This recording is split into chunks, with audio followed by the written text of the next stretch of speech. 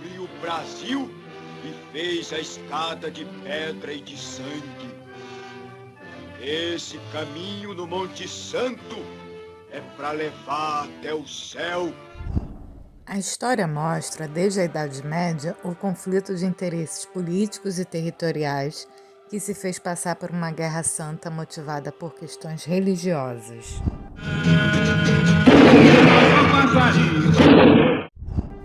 Nas cruzadas religiosas, muitas mortes e atrocidades aconteceram em nome de Deus. Não é de hoje que religião é usado por candidatos nos palanques perante a massa em campanhas políticas no mundo. Somos o maior país cristão do mundo.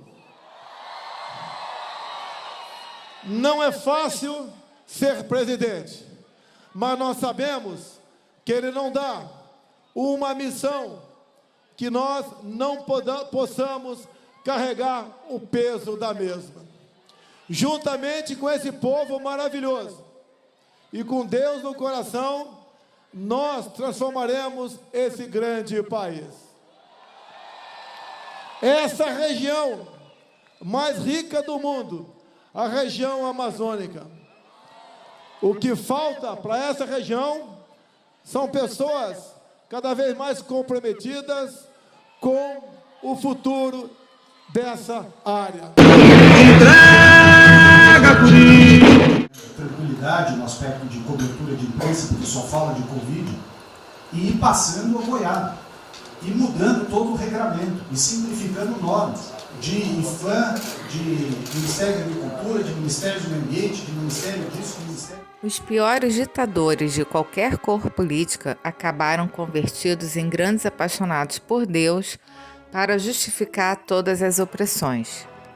No Brasil, esse cenário tem raízes históricas e se inicia com a vinda dos portugueses, que foi caracterizada pelas missões jesuítas, com um cunho civilizador e evangelizador que buscava difundir o ideal da sociedade cristã europeia. Mas a separação Igreja e Estado, vigente em nosso sistema legal desde 1891, com a proclamação da República no país e mantido pelas constituições seguintes, inclusive fundamentada em um Estado laico, ou seja, o Estado sem religião oficial. O documento da liberdade, da dignidade, da democracia. Em um Estado laico não é vedada a prática religiosa, muito pelo contrário. As pessoas são protegidas pela Constituição para manifestarem livremente suas crenças e cultos, desde que observado o princípio de que a religião pertence à vida privada e não poderia servir de parâmetro para um agente público em exercício do dever. Usar o nome de Deus em discursos políticos com palavras ou estruturas que se assemelham àquelas encontradas em textos sagrados confere uma aparência sacralizada à propaganda, reproduzindo uma experiência religiosa como adoração e comemoração. Deus acima de todo, eu não me entrego ao perigo. Sendo chamado de Deus, e tem gente honesta sendo chamada de demônio, porque tem gente que não está tratando a igreja para custar da fé ou da espiritualidade, e está fazendo da igreja um palanque político ou uma empresa para ganhar dinheiro. E eu quero dizer para vocês, eu, Luiz Inácio Lula da Silva, defendo o Estado laico. O Estado não tem que ter religião. Todas as religiões têm que ser defendidas pelo Estado. Mas também quero dizer, as igrejas não têm que ter partido político, porque as igrejas têm que cuidar da fé e da espiritualidade das pessoas e não cuidar de candidatos. Eu vou ensinar ele e mostrar que a cachaça está destruindo os neurônios dele.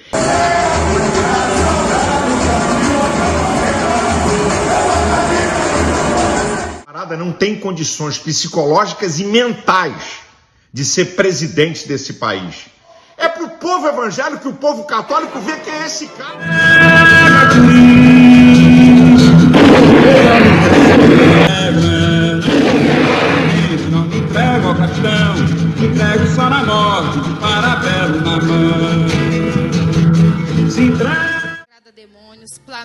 consagrado a demônios e hoje consagrado ao Senhor Jesus. Consagrado ao Senhor Jesus.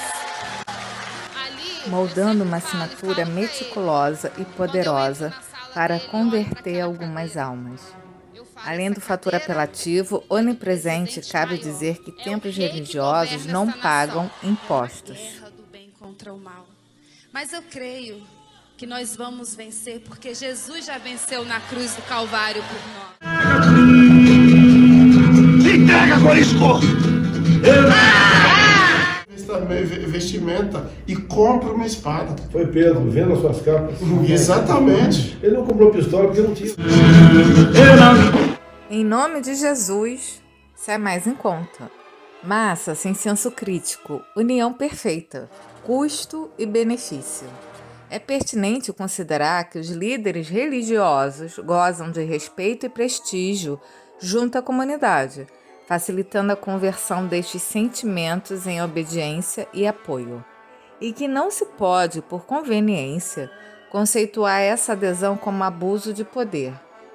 Em determinados contextos, pode funcionar como mecanismo de adestração de oprimidos, como já advertia Maquiavel, ao tratá-la como uma arma poderosa em toda e qualquer luta política. O discurso, muitas vezes, é feito para omitir outros, e é por conta do que fica oculto que ele passa a ser universal, e não como interesse de grupos. Prometem novas utopias que adormecem as injustiças. Nada nesse jogo é por acaso. É um vale-tudo pelo poder liderado pelo marketing. As questões abordadas durante as eleições, de fato, precisam obrigatoriamente de ter espaço para uma discussão ampla entre governo e população, mas de forma objetiva, visando a construção de leis que favoreçam a sociedade brasileira, e não abordadas como estratégia de convencimento e orientação das convicções da massa eleitoral. É lícito cogitar uma ruptura de laicidade ocasionada pelo crescimento de bancadas religiosas no parlamento.